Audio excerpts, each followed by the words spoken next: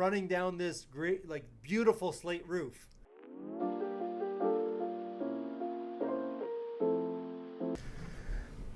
Hey everyone, welcome to the Mark Loeffler Experience. We got my good friend Mark Yataco. We're talking renovations, we're talking rentals, we're talking horror stories, we're talking networking. You guys don't want to miss this. So, Taco, how long have we known each other? Oh man, honestly, like, I go way back. I think 15, 16 years probably, at least. It can't be that long. No, 15 years. When? 09, 2010, so what's When that? did- 13, 14, yeah. So when we first, you actually shared this story with me last time I saw you a couple weeks ago at the multifamily conference, right? Oh, yes. Like, so you were a contractor. Correct. And like you were doing like little jobs here and there, and then you're good friends with Kyle Poulos. Yep. So when they started buying a whole bunch of buildings, they needed a renovator, and you were the person. Yeah. That's, you were the man. Yeah, I stepped in, and it was interesting because I was a retail contractor, so I would do people's private homes. So this was like a little bit of a different animal. And yeah, I really like sat down and niched out this space. For everyone who doesn't know, the Poulos, they have a real estate investment trust, and they started buying apartment buildings. So you would renovate their apartments, right? Correct. So it was cookie cutter. So it wasn't the one-off, like building somebody's bathroom to their specs and their design. No. You were coming in and you were like, okay, every unit exactly the same, and just boom, boom, and just knocking them out. Yes, I mean, no. There was a lot of development into it, but yeah, for the most part, we stayed with a very kind of a cookie cutter formula. Yeah, you use the same floor everywhere. You use the same kitchen everywhere. It's typically around the same bathroom. Absolutely. You know, those types of things, right? Like Yeah. you knew the material. I understand that every unit, like every building was different, but a lot of the buildings, like you had 20 of the exact same unit. Yes. So you're like, okay, we're going to do this 20 times. You got it. Yeah. And that's where I loved it. Yeah. It was like, for me as a contractor, I didn't have to like reinvent the wheel with every customer. This was like one customer that was like, I just want the same thing for as many units as I buy. And was the best kind of moment for me. And then I started to meet more and more investors, and they were all like, yeah, I want the exact same thing that the other guy's buying. And then we just kind of continued to build out a system. There was like a little variation in colors and shades, but the exact product was what most people needed. Yeah. So, okay, going back to that, share that story that you shared with me 2 weeks ago at the multifamily So conference. we were at a Christmas dinner outside, and we were at the Poulos' Christmas dinner. I was racing back from another job, and we were outside, and I believe we were having some cigars celebrating. Might have been having a cigar, yeah. I don't remember, but we were outside in the winter, and I kept saying to myself, and I was talking to you guys because I was looking up to you guys, and I was like, guys, all I want to do is make $100,000. That was like my goal. That was like the biggest dream I ever had at that moment in time. And then you smacked me. And I remember then I talk about this all the time on different podcasts that I'm on, but it's cool to kind of share it with you on your show, was that you were like, Mark, look at the room you're in. Look at the people you're with. $100,000 is going to hit you in the face like a deer getting hit by a car. It's going to happen. There's no way that it doesn't happen. And I didn't believe you at the time. And then kind of like as I continued to move along and grow in the industry and meet more people, and yeah, man, that thing came and went so long ago. Yeah. And now, like, so that was probably, We're 13 14 years. Yeah, 13, 14 years ago. And now, like, obviously you still own a renovation company. Correct. Like, you speak at all these events about renovations and Yeah. these types of things for multifamily properties and that type of thing. Also, you own a company that does what? Yes, we have a sister company that manufactures kitchens. We supply the floor, trim, basically everything from the drywall, and we help the clients manage their unit specs because everybody needs a spec. So we've taken it upon ourselves to kind of like, why not help people create a spec and use like proven, battle tested products that have been in units for, 10 years, 12 years. Why don't you want to be using that same product instead of going randomly and buying something off of a big box store? Yeah. So they can get kitchens off you cheaper than IKEA, but better quality. Correct. Yeah. Yeah. All fully assembled, cookie cutter, and we save it, right? Like we save it in our system. So like you have a building, you have 6 suites per floor, and then however many floors you have. But you'll just call me and say, "Hey, Mark, 606 is vacant. And I'll say, okay, no problem. When do you want your package? And that's all the conversation we need to have. We've built out your spec. We've done all the kitchen layouts.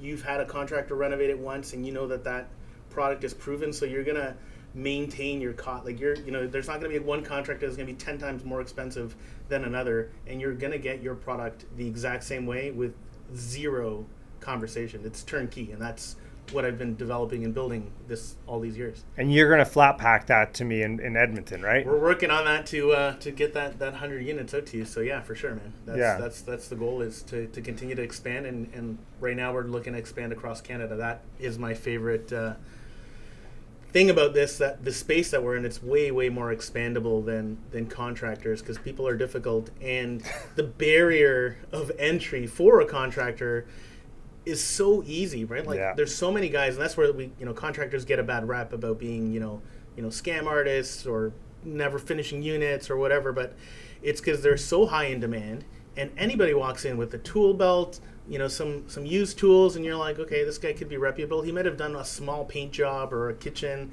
and then they do one project, and then all of a sudden they're pros, and that is completely not the case. Well, here's the thing, though, with contractors in general. If you get somebody who's actually good, and you keep them busy, but they have so much more demand on their time because they're good, and then you have these people who aren't good, and you're like, no, I want to use the guy who's good. Like, I'm willing to pay a little bit more for the guy who's good, going to get it done faster and get it done right, but he gets so busy, and then typically they aren't businessmen.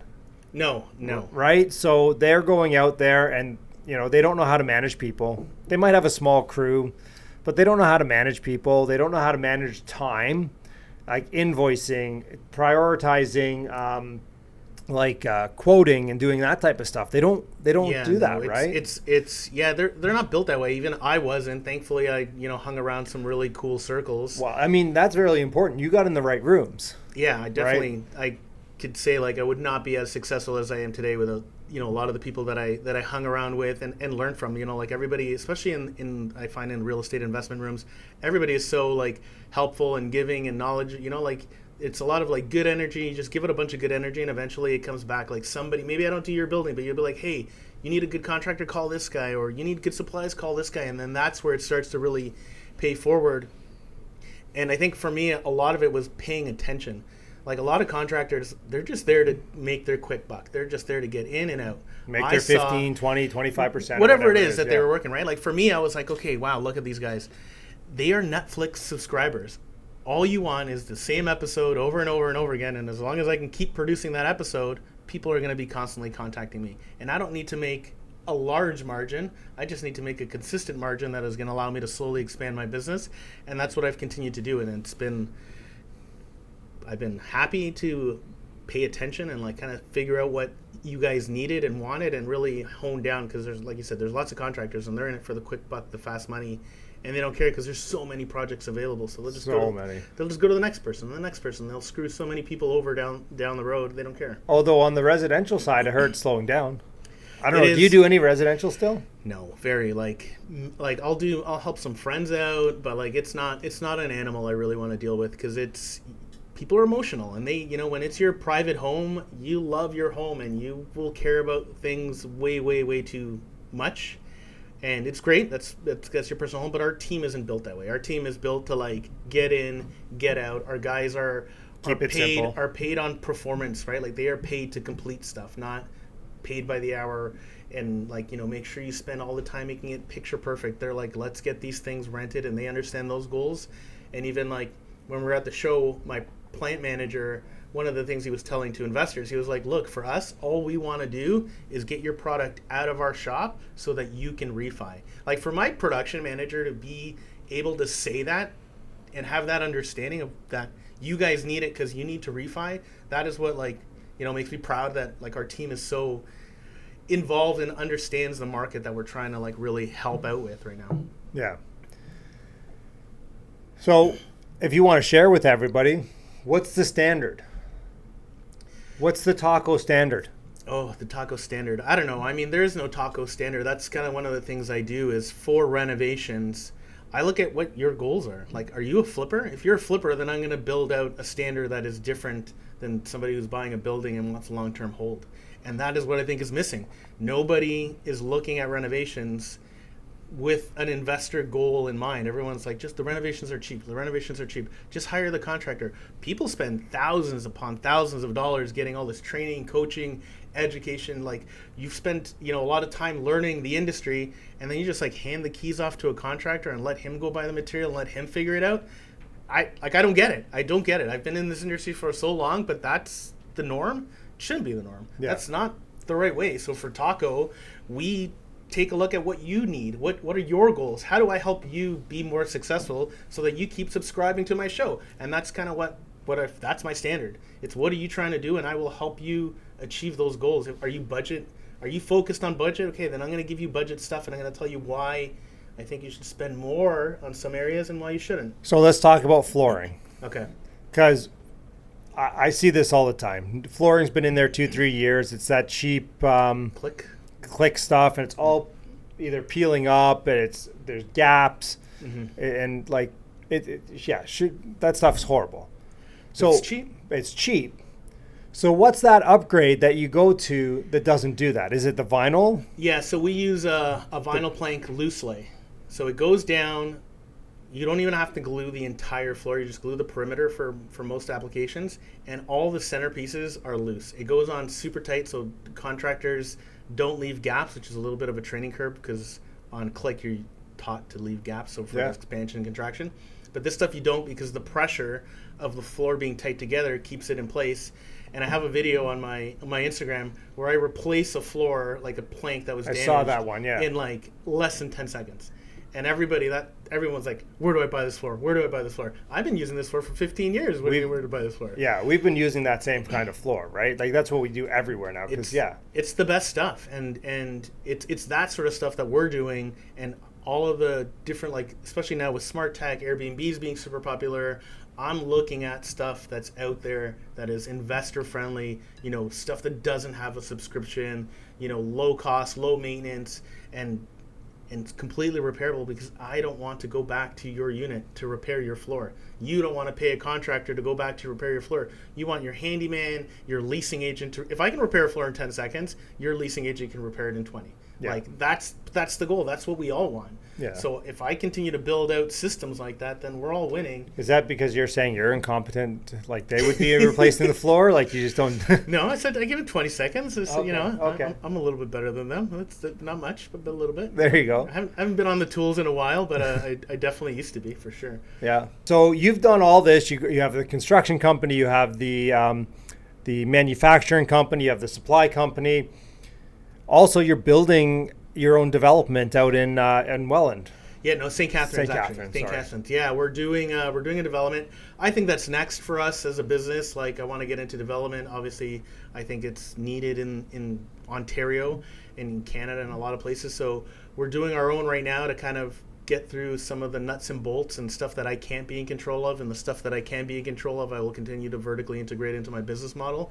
So we're taking a house and a parking lot, we're knocking it down, and we're going to build a 12-unit apartment building. And that'll be our first development that I do from in-house and scratch, which is... Okay, so let's talk about that a little bit. When did you buy it? 2 years ago, a year and a half ago. Okay, so 18 months ago. Where are you at in the process right now? So right now we're still finalizing the site plan approvals, waiting for a parking study, and then we should be good to go to start getting the approvals moving forward. So once you get that, say it comes in a month. Yep. So we're, say, 20 months into the process. Then you get how long would it take to get your building permit after that? Because you started before you could do both at the same time. 100%, yes. So we're going to be 24 months probably before we start. I say that's optimistic, but okay. Shovels in the ground. So you're thinking like you're going to be... Well, we've gone back and forth to site plan approval.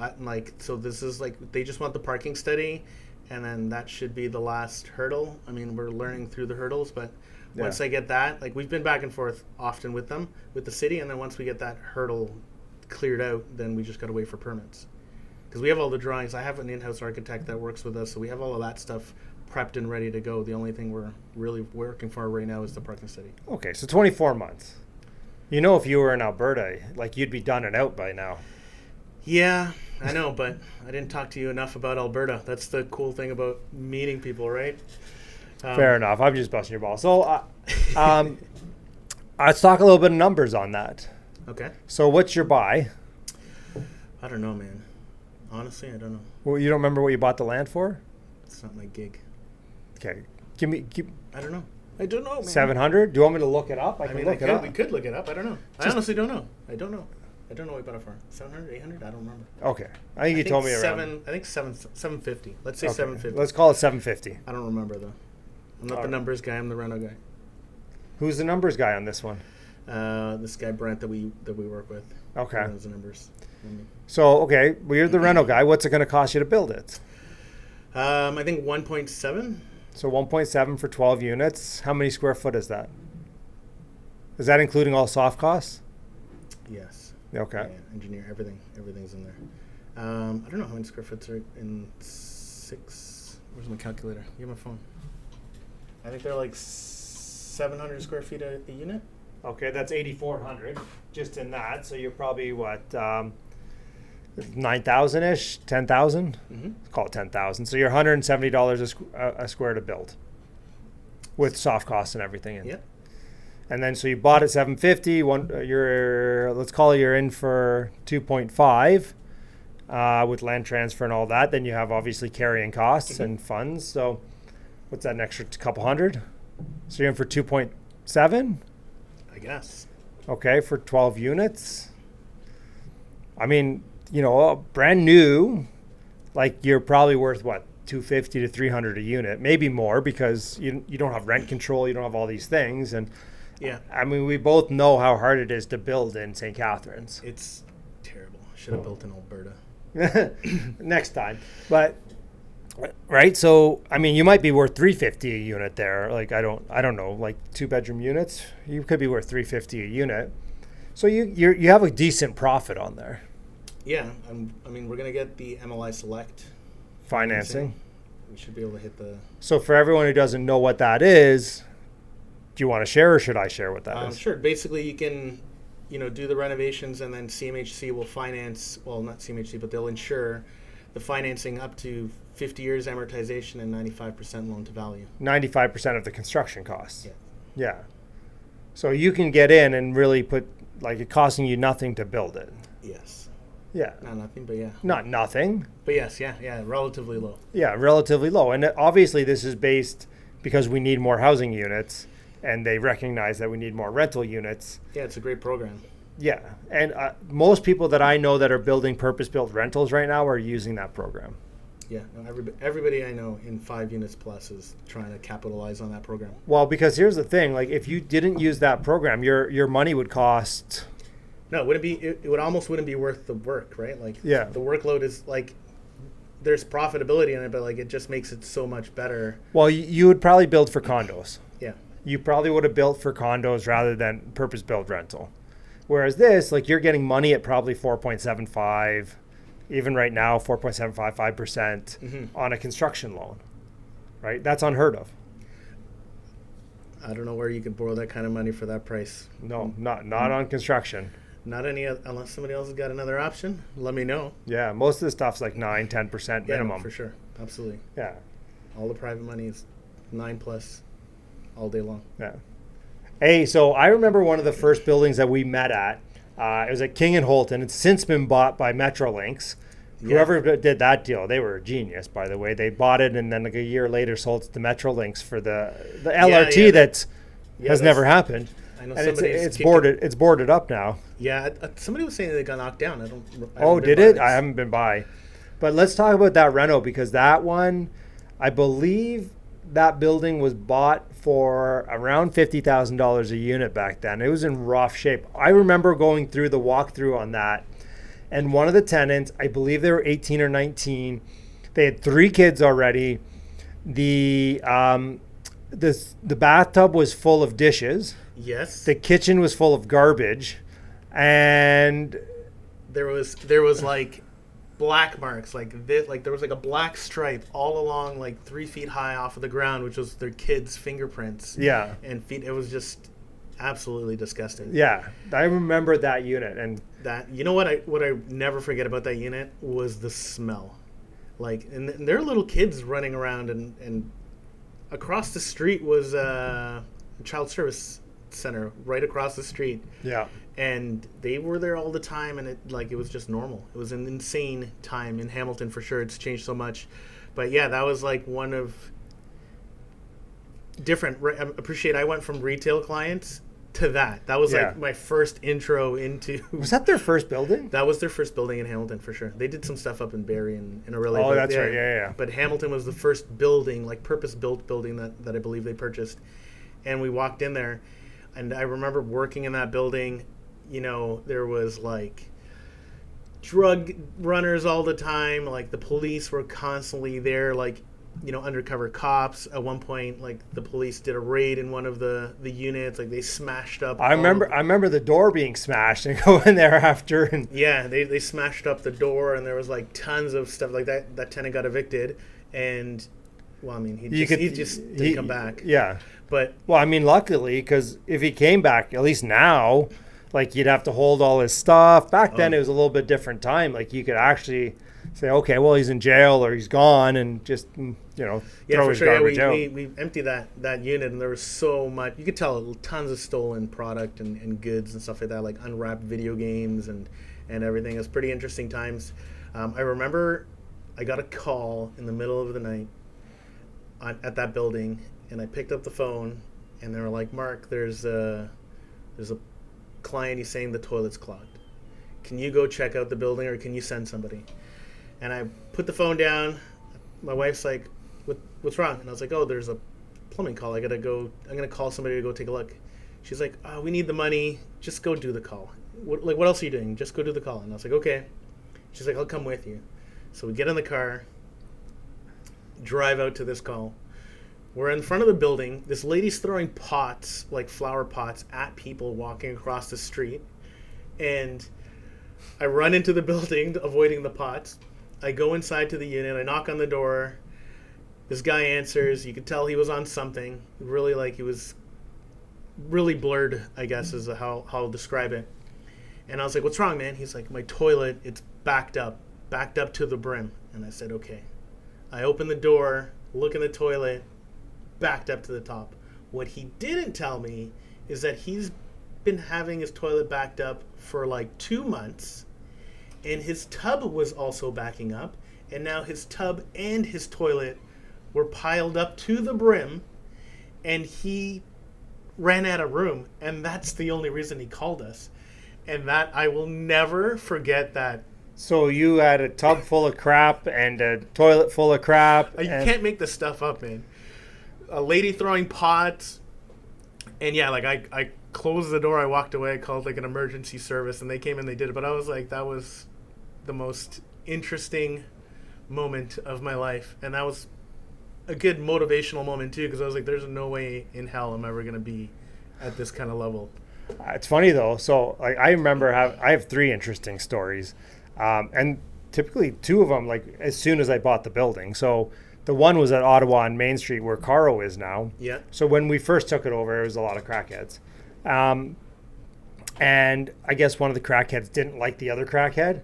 So they literally took a crap on their door. Like it was like 6 feet in the air. And I'm like, I get a call from the property manager, and they're like, this is what happened. I just start laughing.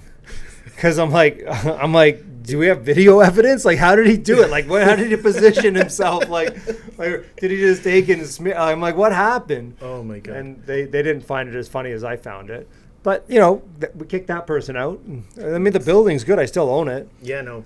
I mean, Hamilton's beautiful now. Like, and it's funny because a lot of newer investors that go out to Hamilton, and they're like, oh my God, man, you invest in this area? And I was like, buddy, this is so nice. We are in Forest Hill right now. This is beautiful. Yeah. There's a lot of good stuff happening in Hamilton. But yeah, what other story do you have that you said with you? So the other one I tell a lot is I took over that building on Balmoral. Yeah. And had balconies, whatever. Somebody had and so the day after I took it over, they had a barbecue on their balcony. I guess it was hot. The sun was beating down on it. It blew up their propane tank.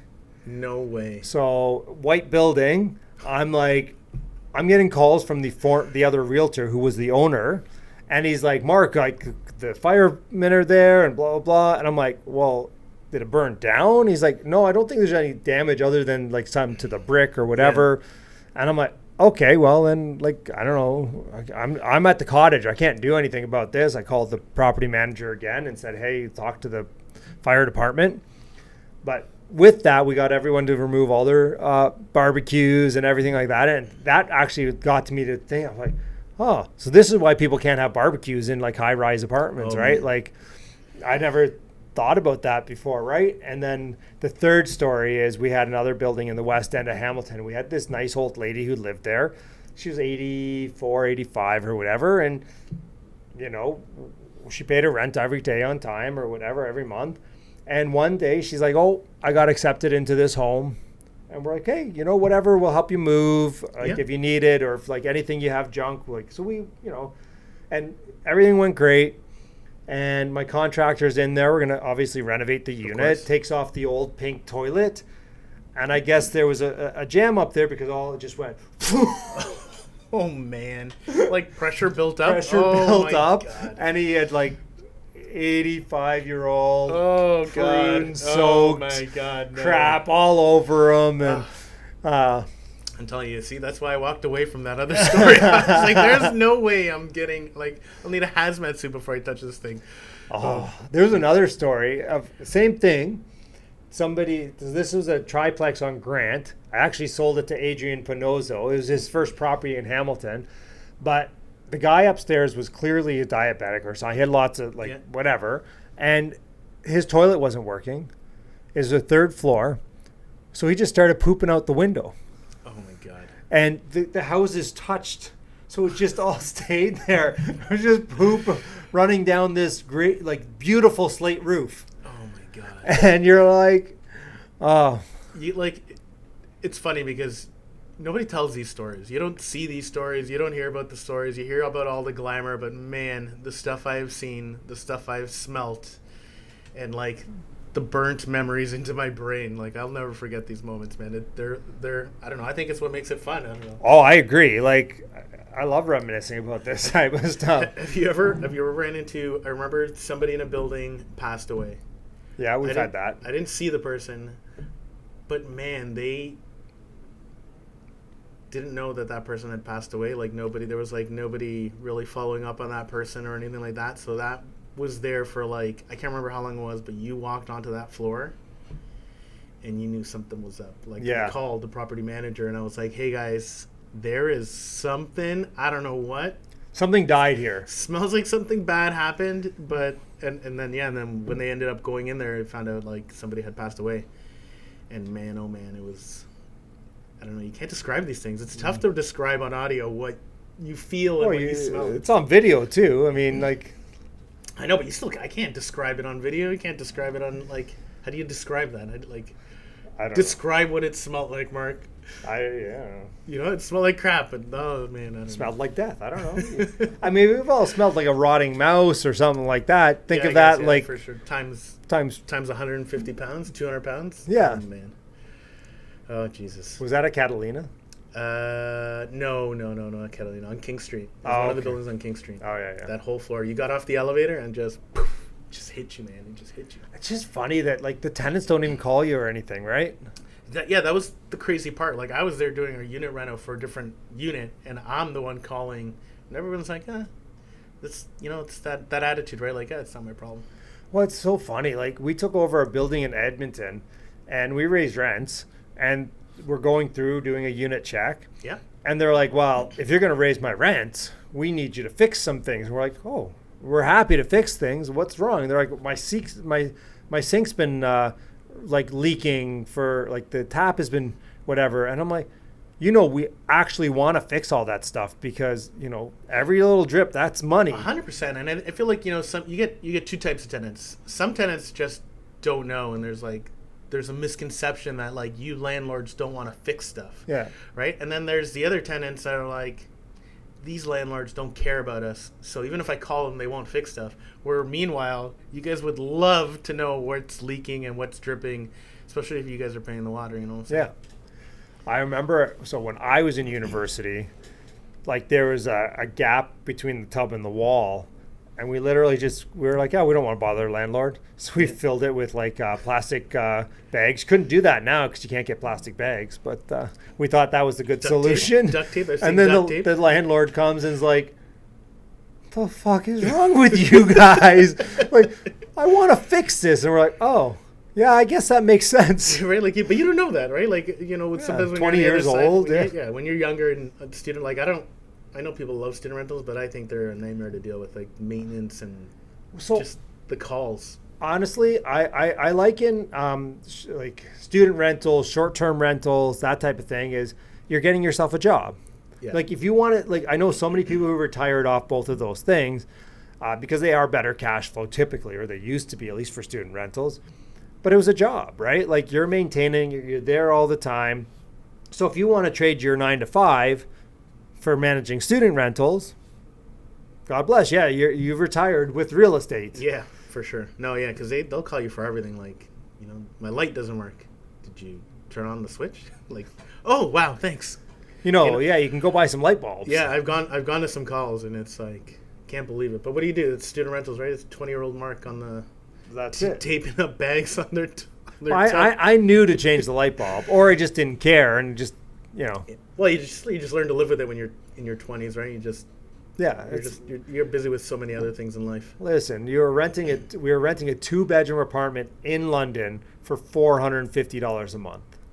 Man, like I was like, light bulb doesn't work. Who cares? Like, I always remember when you guys used to talk about how like 75, 80K a door was expensive in Hamilton, and we used to go look at those. Kyle's like, oh, 80K, no. It's too much. Yeah. These guys crazy. And now, wish those days were back. You ever meet Bob DiMatteo? No. I mean, maybe I would have to see his face. He owns a property across from Poulis's on East 42nd Street, yeah. But he goes, every time I see him now, he goes, Mark, do you remember we used to go to Hamilton? We used to look at 5 or 6 buildings. 3 or 4 would work. The numbers would work. And we debate which one we should buy. Yeah. He goes, who knew? We should have just bought all 6. I know, right? And that's hindsight, but... Well, and here's the thing. I don't think things have changed that much in Ontario. No, nothing's changed. Because there's a shortage of units. There's a greater shortage of units now than there was back then. And I think that's going to be a common trend moving forward, for sure. I think so. Like, again... It's taken 2 years to get shovels in the ground on a 12-unit building where they need housing like you wouldn't believe. And they're fighting us on parking. A building across the street got like 0.65 parking for development, and it's like 100 units. I'm trying to add 12, and you're like stopping me over like one parking spot is what we're debating over. Yeah. I'm like, I got to do a parking study for one spot? It's insane. It's insane. The stuff that like the red tape around some of this stuff is honestly crutching the industry, right? 100%. And people don't understand. Like, so everyone talks about there's this Canadian housing problem. There is not a Canadian housing problem. Like, there's enough homes in Edmonton for everybody. There's enough rental units. They can absorb a heck of a lot more people. Yep. Right? And they can, if it did happen that there was a housing shortage, well, they can fix it really quick. Because you can get shovels in the ground in 2-3 months out there. Oh, don't say that. Don't say that. Right? That hurts, man. But this is the reason why people are like, oh, should I still invest in Ontario with all the issues, with all the landlord-tenant board, and all the bullshit you got to put up with? I'm like, yeah, because in 10 years, the problem is going to be worse. Yeah. There's going to be less units and more people. 100%, yeah. Supply and demand, just by simple economics, says that rents are going to go up. You're right. Rents haven't gone down since 1980 in Ontario. For any recession, anything like that, rents have gone up. Aren't we on an all-time high right now for rents? Well, I mean, we have been since 1980. They haven't gone down. Every year is a new high. So, I mean, like, it's insane. I watched this guy on TikTok, I think it was, and he was comparing a house on Niagara Falls side and the exact same house across the street on the U.S. side, and the numbers were insane. Have you been to Niagara Falls, New York, though? No, I haven't. I mean, you might get shot. That's the real difference. I would pay the difference. It was like 700 to 125,000. Yeah. But well, the then you talk about U.S. dollars too. So that in U.S. dollars, it's 300 to whatever 700. Hey man, numbers. I get it. Numbers are numbers. Yes, you're right. Every area. I mean, we can go to North Bay too to get cheaper housing. Wow, there was somebody that posted a house in Texas that's like 5,000 square feet that's listed for 350 grand. And that's circulating around Instagram right now. But I'm like, you'd have to live there, number one. And it's like outside of like a major city. It's like there's not really any economics going on there. So unless you're going there to retire, but who's buying 5,000 square feet to retire? Yeah, and then like... But do you think, I mean, like a lot of younger generations, a lot of people like I was talking about those 20-year-olds, they're on Instagram. They have like YouTube subscribers. Some of these guys are making 10, 15 grand a month. Right. They could live anywhere. They want to live in nowhere, Texas? I mean, I don't know. Would they rather live in Vietnam, right? And live in a major city in Vietnam and rent a nice condo for $200-300 a month? Yeah. Or would they rather live in Italy for 6 months and rent something cheap there, right? Like there's so many better options than the middle of nowhere Texas. No, I mean, I like Texas, don't get me wrong, but their major cities are expensive. Yeah. Right? And some of them are dangerous too, by the way. I mean, that's everywhere though, right? Like there's danger in every city. Houston's like the top 5 in the States, right? I would stay away from the top 5, anyways. But yeah, I mean, you can choose to live anywhere. So yeah, I get it. Like maybe I'm going to like my primaries in some small town somewhere, but like you can do that in Ontario too, right? You can go up Kincardine. Yeah, but you can't get the weather though. I feel like, I don't know. For me, I feel like because the economy is kind of becoming more globalized and like people can shuffle around, especially COVID, I think helped that. I think that's why there's such a weird shift everywhere.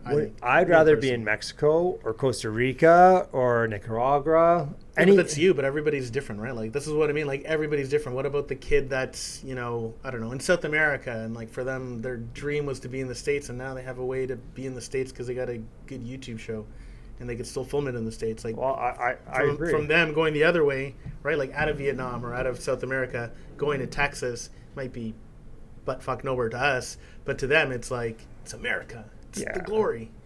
I think there's better spots to go. I agree. In the States where it's still cheap. Yeah, there's lots of stuff. Like, it's interesting. I don't know. I think the next 5 years are going to be incredibly interesting. Oh, I agree. Like there's so many people I know that are super successful here that are emigrating to the States or to other places. I mean, I love the state. I've started to pay way more attention to the States just because if I change my life into the States, I'm 10 times bigger than I was just because I made the move. Yeah. And that's... Well, if this channel was in the States, there's 10 times more viewers, right? Yeah, I'm very Canadian specific on what I talk about for 90% of it because of some of the stuff from the States we need to talk about because it affects us here. For majority of this channel is Canadian real estate, Canadian economics, right? Yeah. But if I was in the States, like that's what I'm saying, 10 times the population. That starts to, it starts to intrigue me for sure, man. I've like, and the weather, I don't know. You might see me in the States soon. Fair enough. I'll come visit. All right. Let's do it. Good. All right. Anything else you want to cover before we cut out? No, I think we covered a lot. It's actually a pretty good conversation, not just about renos. It's a good mix. So for sure. Appreciate you having me on. Yeah. Thanks for that advice 15 years ago. You're welcome. And glad to be in the room with you, man. Yeah. And that's the thing, right? So I meant to mention this earlier is, Mark comes out to our networking events still. You're still out at all these events. So if you guys want to meet guys like Mark and, get in those rooms, all you have to do is show up. Literally all you have to do is show up. You know what? That's like super great point. Like I go and I try to mix myself into a bunch of rooms because there's so many rooms right now. Everybody's doing a lot of networking events. And it's good to poke your head into a bunch of rooms because every room doesn't have the same people, doesn't have the same dynamic. I love your room. Your room is there's always good people in there. There's a good mix of like new guys, some guys doing bigger stuff, and there's a lot of professionals in there. Like I know Henry goes all the time, right? He's like a really good architect doing duplex, triplex conversion. He's always supporting your stuff. I love coming into your room. It's a good mix. I get to talk to you every now and then. But like there's so many different rooms, and like just go out there into a room. You don't have to be an expert at anything. You don't even have to talk. You can just show up and say, hey, I'm Mark. I'm like just learning about investing, and everybody will just start to talk, and you'll just start to pick up on stuff.